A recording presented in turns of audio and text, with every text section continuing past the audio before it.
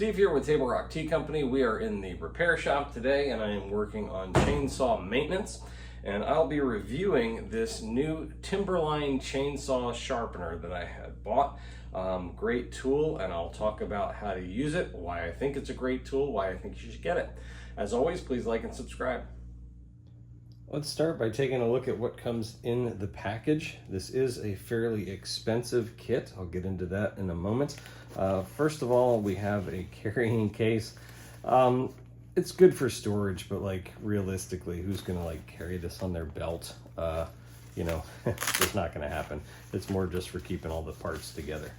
So right out the gate, the company sends this little notice, at least they did for me. It says, "We have upgraded your Timberline Chainsaw Sharpener with our brass angle guides for free, an $18 value. Thank you for being a customer. Enjoy." Whether or not they use other ones, you know, other than brass, I'm not really sure. But what they're talking about is here on the jig. This is the main part. They're talking about these inserts right here. So if this gives you an idea of how expensive this is, these inserts are an $18 upgrade. So yeah, anyway, so you have the jig. That's the main part of it. We'll get into how we use that in just a second. You have the crank that is going to hook onto the jig. And then in here, in this little one, now I ordered an extra file. Okay, these are, I believe, tungsten carbide files, okay? So yeah, carbide cutters. And on their website, they're gonna give you a guide as to what size you're gonna get. I use Husqvarna Rancher 450s, so the pitch on that is a .325. I called the company here, Timberline, and they said I needed a 3/16 carbide cutter. And what that is basically a little, let me see if I can get it open. Well, there you go. I bought two of them, so let me see if this one's any easier to open.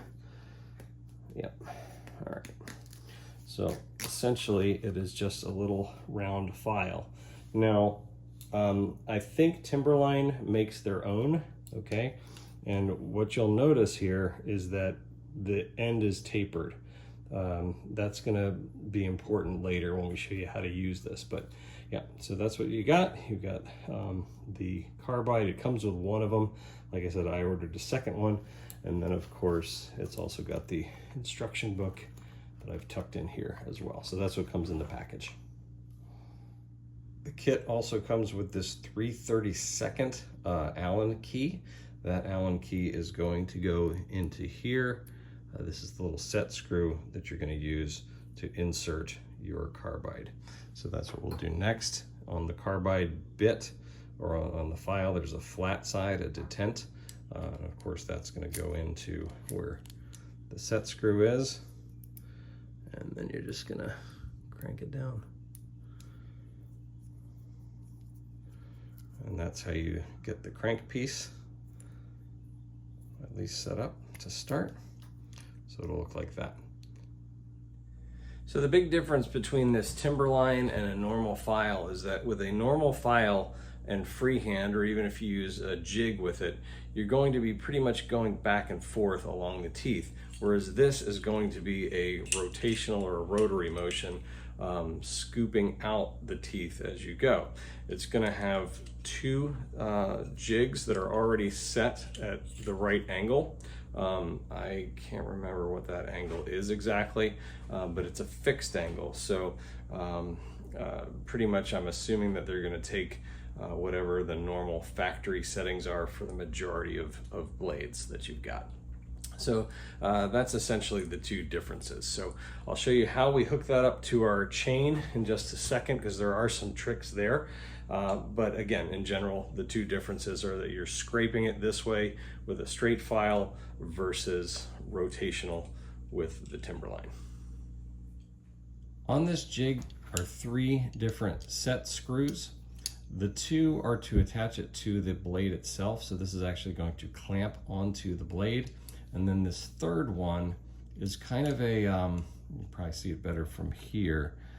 This one is what keeps the blade from wiggling. So you can see that little shelf moving in and out. So once you have the jig on the blade, you know there's play in your blade. So this is going to push it against that to reduce the wiggle as you're sharpening it. You can see that I have my chainsaw locked into a vise here, just to make it easier.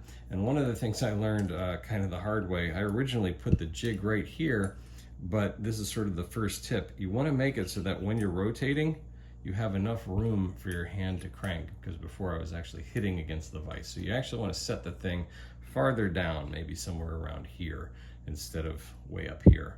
So that way you have enough room to rotate and do all that you need to do. With the guide set loosely on your chain, you're going to take your file and go ahead and insert it. You can see that this tooth is for this file. And to set the angle, or to get the right position, what I'm going to do is, first of all, I guess, back this out. This is the advancing tool that will push the blade closer into the file. So you're going to back that out. You're going to put the file in and then essentially push it up against the tooth, okay? So that it'll seat right in there. I'll show you a side angle here in just a second, but that's what you want as far as getting the right height and everything like that. Then you can go ahead and tighten the jig onto the bar. On a side view, you can see how the file is seated right in there so that it's pushed up against the whole curvature of the blade, or of the tooth rather. So you want to seat it right in like that, and then we'll move on to the next step. Next, we turn the woggle screw, I guess for lack of a better term, and that is that center one that will go right up against the tooth or the chain so that it'll still move back and forth, but that it won't wobble too much. The Timberline Chainsaw Sharpener has these two little paddles or fins that go behind the tooth, and those are what are going to keep the chain from going backwards as you're sharpening. Those are advanced with this turn screw right here. So what I'm going to do is move this forward, and it will engage, and what you'll see it do is eventually push the tooth into the file. Once the jig is set, you're just going to rotate this file, and it is going to go clockwise, always clockwise, otherwise it'll wreck your teeth, I think. And while I'm doing that, I'm actually adjusting, I guess I'll back up and show you, but I'm adjusting that thumb screw as I'm turning to push this more and more into the file as I continue to sharpen. So here's what that looks like. I'm just tightening this as it's advancing.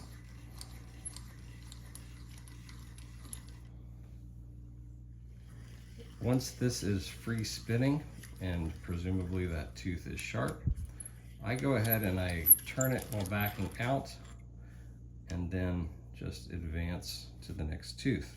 Of course, on the next tooth, it's going to change the angle, so you're going to use the other jig and do the same thing, and just repeat. One of the nice things about this Timberline jig is that you can do right and left tooth alternating as you go, so you can basically run the whole chain, which is why it's a good idea if you have a Sharpie to go ahead and mark that first tooth so that when it comes back around, you know where you started. Of course, you can look at, you know, how sharp they are or whatever, but I really like that, because before, when I used to hand file, I would basically set up to do one side and then I'd flip everything around and do the other side. So this one, like I said, you can just do it right as it comes. Some guys still do it reversed, but I like to just do alternating teeth since I have the jig and it's super easy to do it. So the big question is, how does it cut, right? That's why we want a sharpener anyway, to get the thing sharp. So we'll give it a go.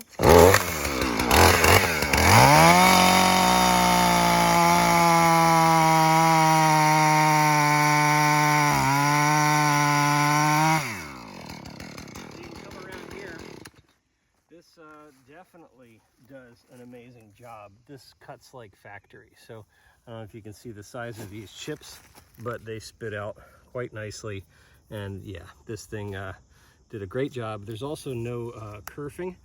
Usually if you end up over sharpening one side, you'll start to get a curve depending on which side is over corrected. So nice and straight, good nice chips, and that's about it. So does a good job. Well, there you have a product overview and demo of the Timberline Chainsaw Sharpener. Who is it for? All these videos I think it's smart to, I guess, honestly address who this is for. If you are a professional woodsman, somebody that's going cutting trees all day long and that's your thing, more than likely you're going to have a zillion blades anyway. You're going to throw the old ones in a bucket, take them to the shop, they're going to just go ahead and do them for you. That's probably still going to be your thing.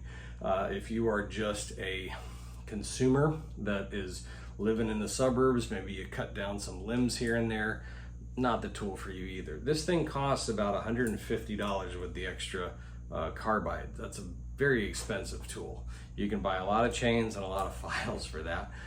So who is it really for? Well, someone like me, really. I'm a homesteader, so I've got a farm in the mountains, in the woods. I've got trees all the time, but I'm not a professional woodcutter either.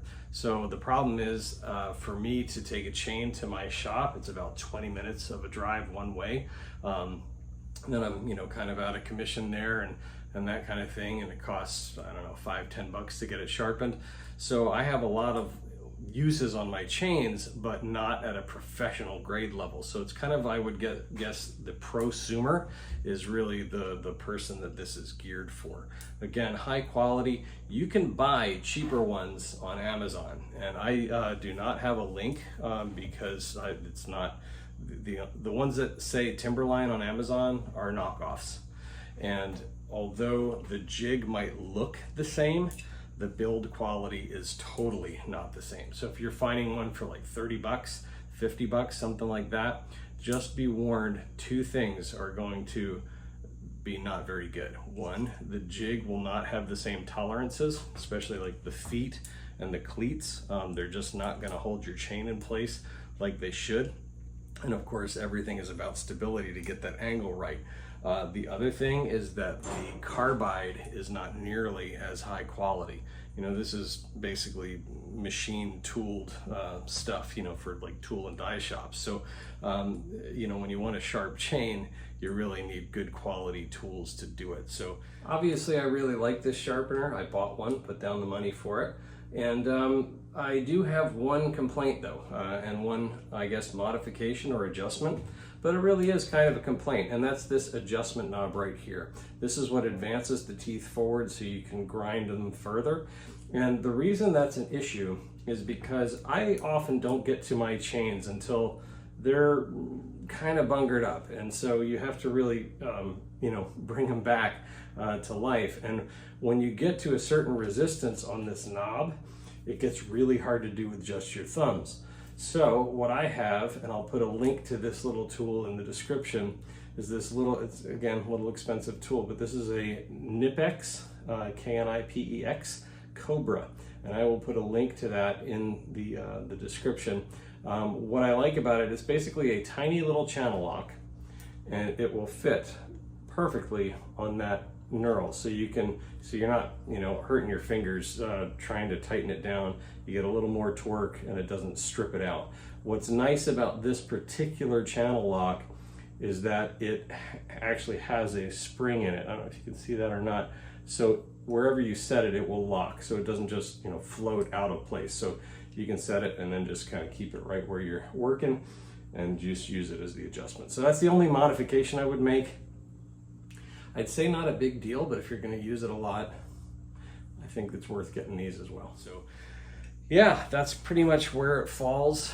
Not for everybody, for sure. It is definitely an investment, but I think if you find yourself in that prosumer category like myself, probably a good tool for you to have. Again, that is the Timberline Chainsaw Sharpening Kit, and make sure you talk to those guys to figure out what carbide size you need for your chains. So thanks again for watching. Stay tuned to see what else is brewing here at Table Rock Tea Company.